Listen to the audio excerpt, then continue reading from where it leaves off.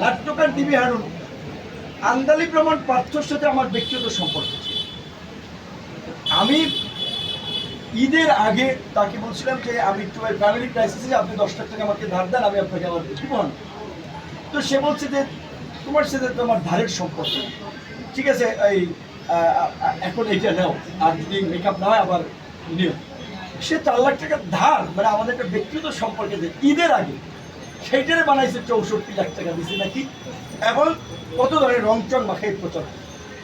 এবং এই যে ধরেন সেই সময় টিভি, 71 টিভি বা এরকম ধর আরও অনেকে রংচং মাখি প্রচার করেছে। এখন আমি সময় টিভি স্টাফদের দোষ দেবো না, 71 টিভি স্টাফদের দোষ দেবো, তারা তো চাকরি করে, তাদের অর্ডার ক্যারি করতে হয়, তারা করেছে। কিন্তু বিশেষ করে এই কথার এই প্রসঙ্গে চলে আসছে এইখানে আমি নিজে এখন খুব উদ্বিগ্ন আমার নিরাপত্তা নিয়ে, দেশের ভবিষ্যৎ নিয়ে, যে দেশে যা চলছে এটা তার একটু নৈরাজ্য চলছে, এই নৈরাজ্য চলতে পারে না।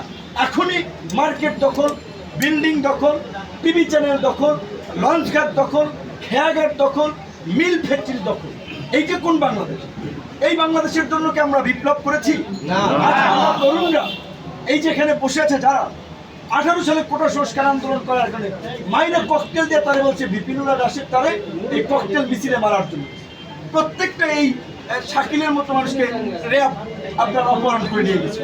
অনেক এই যে তরুণরা, আমরা যে 18 সালে কোটা সংস্কার আন্দোলন শুরু করে আমরা যখন বুঝতে পেরেছি যে কোটা একটা চাকরির ক্ষেত্রে একটা পয়েন্ট, রাষ্ট্র সংস্কার না হলে আমাদের মুক্তি নাই, তাই কিন্তু আমরা দেখেছেন আপনারা কোটা সংস্কার আন্দোলনের পরপরই আমরা রাষ্ট্র সংস্কারের জন্য এই গণ অধিকার পরিষদ নামক তারুণ্যের নতুন ধারা রাজনৈতিক দল, জনতার অধিকার আমাদের অঙ্গীকার, আমাদের অঙ্গীকার দেশ হবে জনতার, এই স্লোগানকে ধারণ করে আমরা এই দলটা গঠন করি।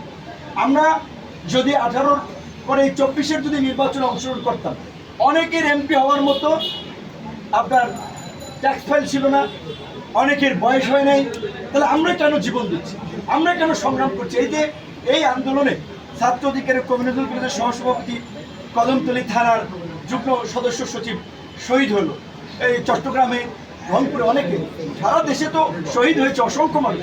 কিন্তু আমি বলছি আমরা কেন লড়াইটা করছি? ছাত্র জনতা, রাজনৈতিক দল তো 17 বছরে এই ফাঁসিবাদের পতন ঘটাতে পারে নাই, ছাত্র জনতা, আম জনতা পতন ঘটিয়েছে।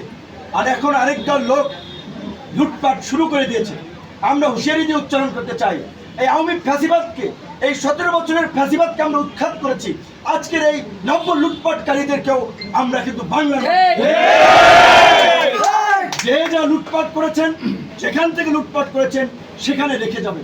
এবং বিশেষ করে আমি অনতিবিলম্বে মহামান্য রাষ্ট্রপতিকে বলবো, আজকের মধ্যে অন্তর্বর্তীকালীন সরকারে কারা কারা থাকবে সেই বিষয়ে লিখিত সিদ্ধান্ত জানিয়ে দিন। অন্তর্বর্তীকালীন সরকার গঠন না হওয়ায় কিন্তু আইন শৃঙ্খলা পরিস্থিতি এখন নিয়ন্ত্রণে নেই। একটা নৈরাজ্য চলছে, গার্মেন্টস জ্বালিয়ে দিচ্ছে, সোয়েটার ফ্যাক্টরি জ্বালিয়ে দিচ্ছে, ওষুধ কোম্পানি জ্বালিয়ে দিচ্ছে। এই ঔষধ কোম্পানিতে তো হাজার হাজার মানুষ কাজ করে, এই গার্মেন্টস ফ্যাক্টরিতে তো হাজার হাজার মানুষ কাজ করে। ওই ফ্যাক্টরি ধ্বংস হলে, পুড়ে গেলে ওই যারা কাজ করে শ্রমিকদের কী হবে? এই মানুষের রুটির কী হবে? তো কাজেই আমি বিশেষ করে আইন শৃঙ্খলা বাহিনীর যারা মাঠে আছেন, সেনাবাহিনী সহ তাদেরকে বলবো, আম জনতার সাথে সমন্বয় করে, আম জনতার প্রতিনিধি নিয়ে এই সমস্ত অগ্নিসংযোগ, নাশকতা, লুটপাট যারা করছে তাদেরকে আপনারা রুখে দেন। আমরা সব দলের সহযোগিতা করব। আমরা একটা দৈত্য দানব হটাইয়া নিয়ন্ত্রণে আসবে না। এই উপদেষ্টা পরিষদ গঠন করেই বিভিন্ন জায়গায় রাজনৈতিক দল, নাগরিক সমাজ, গণমাধ্যম কর্মী সকলের সমন্বয়ে জেলায় জেলায়, উপজেলায় উপজেলায় কমিটি করে এলাকার পরিবেশ রক্ষা করতে হবে। এই যে আন্দোলন করেছে আমাদের ছাত্র, তরুণ, স্কুল পড়ুয়া শিক্ষার্থীরা, কলেজ পড়ুয়া শিক্ষার্থীরা, বিশ্ববিদ্যালয় পড়ুয়া শিক্ষার্থীরা, কয়েকদিন পরে শিক্ষা প্রতিষ্ঠান খুলে দিলে তারা অনেকে ক্লাসে ফিরে দেবে। তাদের তো বছর বছর একেবারে আন্দোলন করা রাজপথে থাকা সম্ভব না। কাজে এখানে গণমাধ্যমের একটা কিন্তু গুরুত্বপূর্ণ ভূমিকা রাখার সুযোগ তৈরি হয়েছে। আপনাদেরকে এইবার আপনাদের পেশাদারিত্ব দেখাতে হবে, আপনাদের প্রফেশনালিজম দেখাতে হবে, আপনাদের সেই ফ্রিডম, অবাধ স্বাধীনতা আল্লাহর রহমতে এখন আপনাদের আছে। কাজে আপনারা এগুলো তুলে ধরবেন।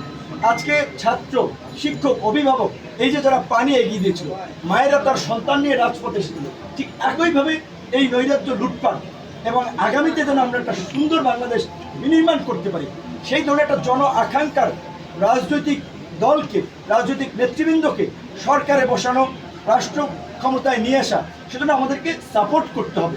অন্তর্বর্তীকালীন সরকার 3 মাসের হবে না 6 মাসের হবে না 3 থেকে 6 বছর হবে, সেটা রাজনৈতিক দলের সাথে আলোচনা সাপেক্ষে, ছাত্র তরুণদের প্রতিনিধির সাথে আলোচনা সাপেক্ষে একটা সিদ্ধান্ত নিতে হবে। কিন্তু একই সাথে আমাদের খেয়াল রাখতে হবে, একটা অনির্বাচিত সরকার যদি দীর্ঘদিন ক্ষমতায় থাকে, তাদের তো ওইভাবে অনেকের রাষ্ট্র পরিচালনার অভিজ্ঞতা নাই।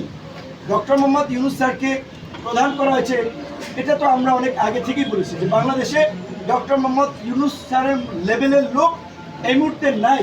সো তার প্রশ্নে আমাদের জন্য সরকারে বসানোর জন্য জীবন দেয়নি। এই দেশের ছাত্র যুবক তরুণদের রক্ত অনেক ঝরেছে, 52-তে ঝরেছে, 62-তে ঝরেছে, 69-এ ঝরেছে, 71-এ ঝরেছে, 90-এ ঝরেছে। গত 17 বছরে সাবেক কোনো এমপি, সাবেক কোনো মন্ত্রী, কোনো আমলা রাজপথে পুলিশের গুলিতে মারা যায় নাই, ওইভাবে গুম হয়নি।